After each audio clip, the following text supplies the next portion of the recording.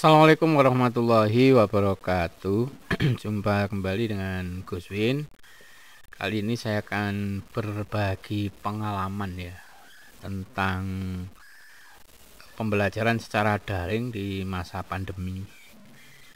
Perlukah dievaluasi? Nah, itu ya. Menurut saya perlu ya. Jadi coba kalau kita mulai merenung ya. Dulu proses pembelajaran dilakukan seperti ini ya.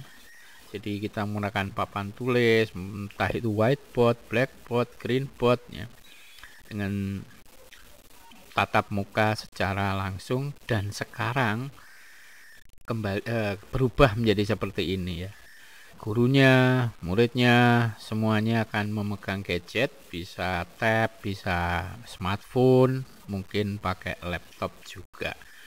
Bahkan rapat pun diselenggarakan seperti ini. Jadi rapat-rapat sekolah seringkali dilakukan secara virtual. Jadi kalau ada undangan rapat ya dilakukan seperti virtual seperti ini. Jadi semuanya bisa ikut dari rumah masing-masing atau dari ruang kerja masing-masing. Efektifkah ini? Nanti mari kita kaji bareng-bareng ya. Jadi setiap hari itu sepertinya jaringan internet akan bekerja seperti ini ya, semuanya dari rumah untuk musik, video ya, dan seterusnya. Sibuk pokoknya, super sibuk. Bahkan mengajar pun kita harus mampu menampilkan di hadapan anak-anak seakan-akan kita mengajar di hadapan mereka seperti tatap muka langsung, menyediakan media senyaman mungkin agar mereka paham. Seperti ini saya menggunakan PowerPoint ya, dan saya akan mengajak anak-anak untuk terlibat langsung di dalam proses pembelajaran. Nah, guru mau nggak mau harus melakukan persiapan seperti ini. Harus ada laptop ya, laptopnya harus didukung ada mikrofon, kamera. Kalau enggak ya tab atau smartphone-nya harus memenuhi syarat untuk bisa digunakan pembelajaran jarak jauh atau daring. Kemudian jaringan internet ini menjadi masalah umum ya, harus stabil. Kemudian harus punya file bahan ajar karena tidak mungkin kita menyampaikan ke anak-anak hanya dengan metode ceramah melulu. Anak-anak mendengarkan kita ceramah di depan kamera, di gadget masing-masing dalam waktu lebih dari 15 menit mungkin udah mulai jenuh, apalagi kalau satu hari jumlah mata pelajarannya banyak ya. Seperti di sekolah saya satu hari itu berapa itu, ada 10 jam pelajaran, berarti ada 5 mapel ya, ada 5 guru. Bosan mereka melihat wajah gurunya di smartphone atau laptop. Kemudian aplikasi penunjang ini juga harus disiapkan ya untuk bisa presentasi di hadapan anak-anak. Ditambah lagi, guru juga harus punya keterampilan berbicara di depan kamera. Nah, ini tidak semua orang punya keterampilan seperti ini. Jadi mau nggak mau harus belajar. Ngomong di depan kamera dengan ngomong langsung di hadapan anak-anak beda. Kemudian pada saat kita menegur anak-anak yang kurang serius gitu misalnya ya, kan beda ketika kita menegurnya di dalam kelas dengan di depan laptop ya, atau depan komputer. Ya mungkin kita yang terbiasa menggunakan bahasa yang agak kasar misalnya, ya kita harus hati-hati karena mereka di rumah itu mungkin saja didampingi oleh kedua orang tuanya atau siapa. Kalau misalnya kita tidak mampu mengendalikan diri, wah gimana kesannya jadi kurang bagus ya. Berikutnya adalah keterampilan menggunakan berbagai. Nah, ini penting. Ketika melakukan evaluasi hasil belajar anak-anak kan banyak sekali media belajar online yang bisa dipakai di internet. Kita mau nggak mau harus belajar ya, ada mungkin pakai sendiri Google Form, desain sendiri, ada Quizzes, ada Quiper, ada banyak sekali ya, Wondershare Quiz, Edmodo, Kahoot, Kaizala, dan banyak sekali kalau mau belajar ya. Yang terakhir manajemen waktu. Jadi kita harus mampu membagi waktu, berapa menit ceramah, berapa menit diskusi, kemudian berapa kita pakai evaluasi. Saya rasa ini ya yang penting untuk disiapkan. Nah, selama kurang lebih 7 bulan ini saya penasaran ya, kira-kira di mata peserta didik itu proses pembelajaran yang sudah kami lakukan itu seperti apa. Makanya saya melakukan survei ya. Survei yang saya lakukan di sekolah saya, jumlah responden sebenarnya ada 1.200 lebih ya, 1.200 lebih. Namun sampai hari ini, bukan sampai hari ini ya, sehari ini responden baru ada 455. Yang saya tanyakan ke anak-anak, intinya itu adalah tentang fasilitas yang dipakai anak-anak selama proses pembelajaran jarak jauh.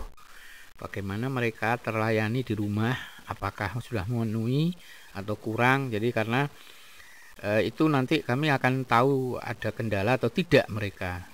Kemudian penilaian anak-anak, proses pembelajaran selama ini efektif atau tidak, ini menyangkut tentang ya guru-gurunya menyampaikannya seperti apa. Ya setiap anak tentu memberikan penilaian itu yang sangat beragam, ya nggak masalah. Nanti kita kan cari prosentase yang terbesar dari penilaian anak-anak.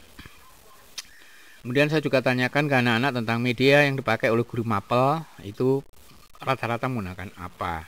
Kemudian saya juga minta ke anak-anak untuk memberikan masukan, kritik. Ini saya ajak anak-anak untuk masuk ke iklim kebebasan, kemerdekaan untuk menyampaikan pendapat, unek-unek. Makanya tidak saya beri nama di angket ini, hanya kelas saja. Dari sekian, ini kelas MIPA yang paling banyak sebenarnya MIPA ya. Ini MIPA kelas 11, ini kelas 10, ini kelas 12. Kelas 12-nya masih kurang kayaknya. Makanya masih berapa ini? Sekitar sepertiga. Saya perlu data harus di atas 50% supaya hasilnya akurat. Kalau kita lihat di sini, nah ini perangkat penunjang yang dipakai anak-anak di rumah ya selama proses pembelajaran. Itu rata-rata anak-anak pakai laptop atau PC ini. Ada 66,4% ya. Kemudian yang 30% itu menggunakan smartphone.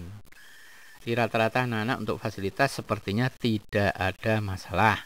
Kemudian untuk internet saya tanyakan pada proses pembelajaran secara daring, dari mana kalian mendapatkan jaringan internet? Ternyata ada wifi di rumah, ini kan, wifi di rumah 85,7%.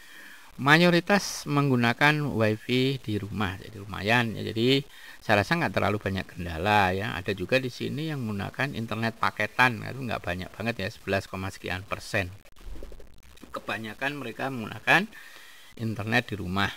Nanti yang ini bisa dipelajari lagi, kenapa nggak ada wifi gitu ya. Kemudian kualitas jaringan, info dari anak-anak sih 20,2% lancar, 37,5 menyatakan cukup, 41,2 kadang lemot. Nah ini kan, ini info anak-anak ya. Terus ini yang saya ambil kan yang gede-gede ini, yang kesimpulan besar.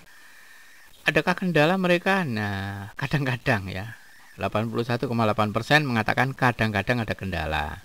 Yang sering sedikit. Nah yang sering itu mungkin yang kelompok paketan tadi. Nanti datanya bisa saya olah di sana. Setelah semuanya selesai diunduh, nah kita tahu yang kendala ini rata-rata siapa. Bisa jadi mereka yang memang paketan ya. Kemudian berikutnya di sini saya juga tanyakan tentang efektivitas.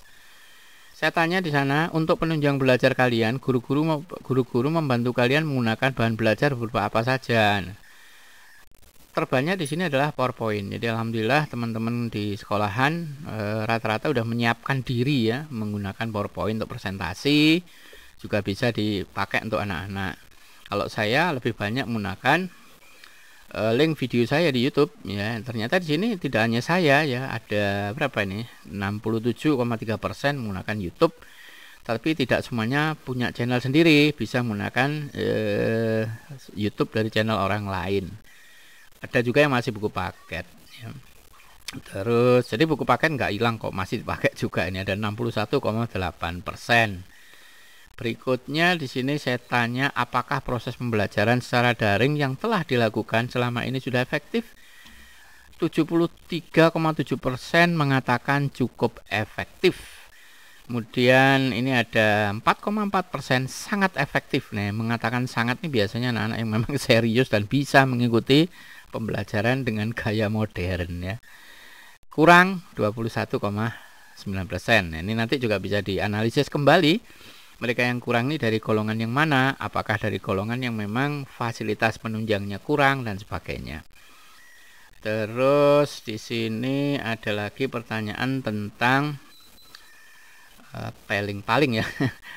Manakah yang paling sering digunakan pada proses pembelajaran? Ternyata Google Classroom. Memang di sekolah saya menggunakan GSE ya, Google Suite for Education, sehingga wajib setiap guru menggunakan itu. Kemudian presentasinya menggunakan Google Meet, sehingga tidak perlu keluar biaya lagi, bisa menggunakan berapa lama terserah ya, tidak dibatasi waktu. Kadang-kadang pakai Zoom. Zoom ini biasanya dipakai ketika pengajian saja ya, jadi rapat pengajian pakai Zoom. Kemudian ada juga yang menggunakan WhatsApp, jadi tanya jawab dan sebagainya memanfaatkan WhatsApp, ada ya.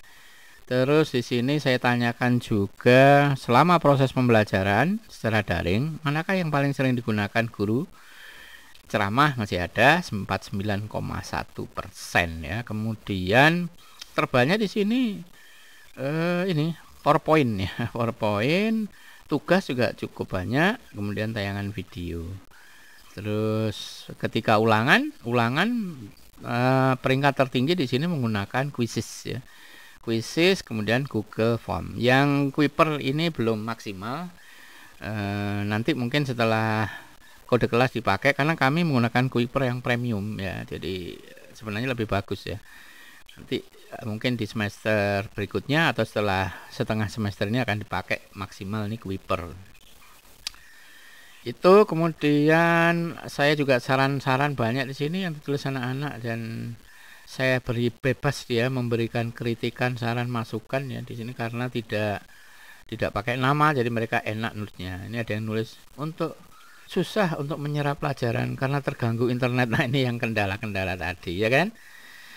Nah, karena pemahaman yang materi tersebut lebih susah dicerna nih. Jadi nanti bisa kita olah data seperti ini. Nah, ini rata-rata jaringan.